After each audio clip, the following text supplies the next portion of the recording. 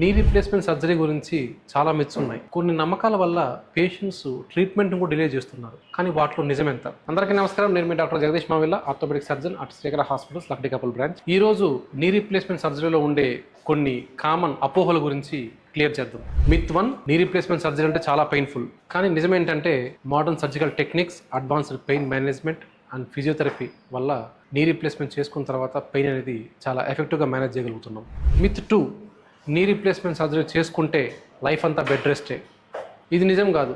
Operation చేసుకున్న మొదటి రోజే పేషెంట్ వాకర్ సాయంతో నడుస్తాడు. దాని తర్వాత ఫిజియోథెరపీ గైడెన్స్ అండ్ డాక్టర్ సలహా మేరకు పేషెంట్ 2 వారాల తర్వాత నుంచి ఆ వాకర్ సహాయం లేకుండా కూడా స్వయంగా తానంతతో నడుస్తాడు. Myth 3, robotic knee replacement surgery అంటే ఆపరేషన్ మొత్తం రోబోటే చేస్తుంది.